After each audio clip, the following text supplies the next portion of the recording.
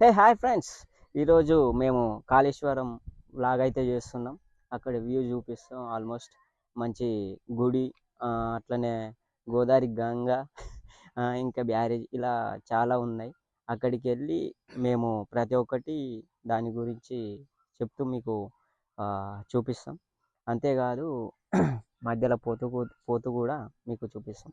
ఇక్కడ ప్రత్యేకత ఏంటిదంటే చెప్పు. ఇక్కడ ప్రత్యేకత ఏంటంటే 2 లింగాలు ఉంటాయి. ఒకటి శివుంది, మరి ఇంకోళ్ళది దాని పేరు ఉంటది. నాకు తెలియదు.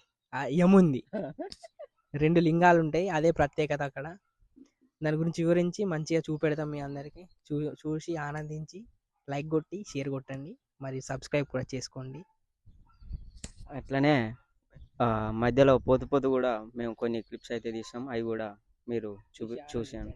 ఓకే ఫ్రెండ్స్, మేమైతే ఇప్పుడు స్టార్ట్